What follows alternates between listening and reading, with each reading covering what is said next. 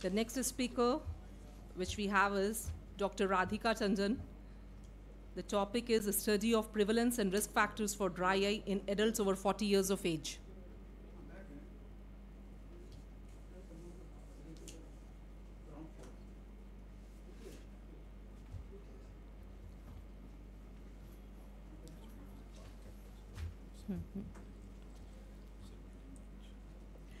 Good afternoon, everyone. The study is related to the prevalence and risk factors for dry eye in adults over 40 years of age in India. It was funded by the Indian Council of Medical Research. It was a multi-center study involving several institutes all over the country. The background information is that dry eye, as we all know, is a multifactorial disease. The global prevalence varies from 5% to 75%. It affects the quality of life and has an effect on health expenditure. There has been a wide variation in Indian studies in terms of the reported prevalence, and all of these have been clinic-based. There are influences of environmental factors such as sunlight exposure, air pollution, etc., but they are still inconclusive, and hospital-based studies may not directly translate into a public health perspective.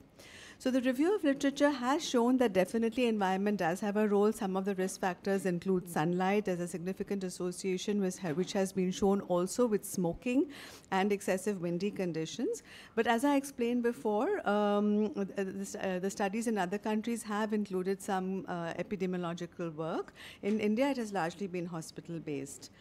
So there are no epidemiological studies in Indian population on the prevalence and association of dry eye disease, especially environmental factors such as sunlight exposure and air pollution. And that was the objective, to assess the actual prevalence in the population per se and look at the associated factors. It was a cross-sectional study done over a period from 2010 to 23, a population age over 40 years in different geographical regions, including rural and urban, and demographic details and further details about their lifestyle were assessed. We took patients who were usually resident of the area defined because geographical area was one of the factors taken into account, and those willing to participate. Patients who were not willing or declined consent were not included. So here are the results. The overall prevalence across all the areas was 34.6%. We did not find any significant difference in males and females. There was a higher prevalence the older the age, and urban was more than rural. And the desert areas such as Jaisalmer and northern plains in the Delhi area were higher than the northeast Guwahati.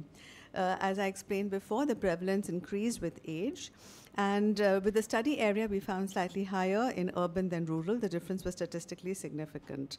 Looking at the study locations, there was a variation because several factors were involved in the different geographic locations. They were also in terms of altitude as well as the extent of exposure to humidity and so on. So the associations with modifiable risk factors showed that cumulative sun exposure, we did not find a significant association on univariate and multivariate analysis. Tobacco smoking was found to be significant on univariate analysis only. Indoor smoke exposure, including past and present, was significant. Diabetics were also significant in a univariate analysis, and hypertension showed no association. So as overall, the prevalence has been shown to be higher in India compared to the other population-based studies in other countries.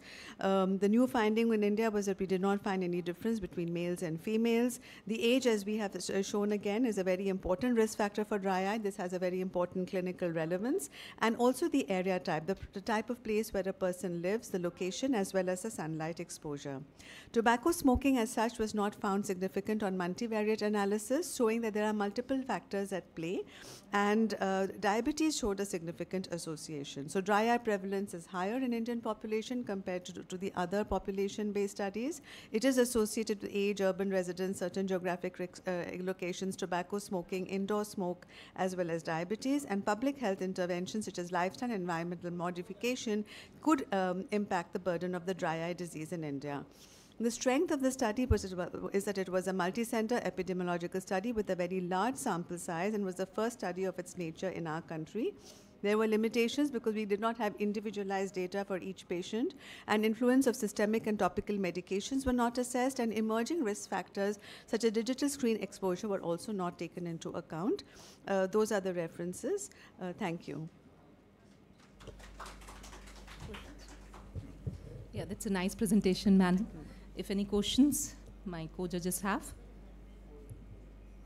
Audience, any questions? Did you take the COVID presence or absence in the multivariate analysis? We did not include COVID, but we continued the study during the COVID time period, but it was not included, no.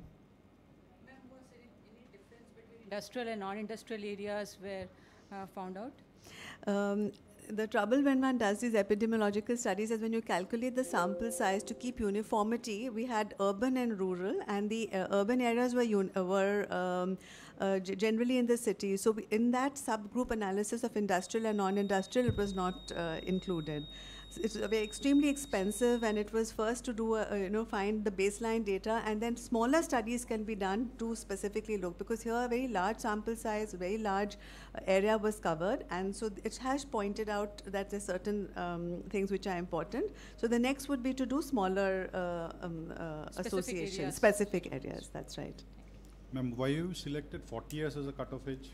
Yes, again, because we have a separate data of less than 15 years of age correlated with VKC, but more than 40 was taken because of the general review of literature showed that dry eye comes more, there's an epidemiologically, and then you had to calculate the budget and the most cost-effective way of finding the information. That is why.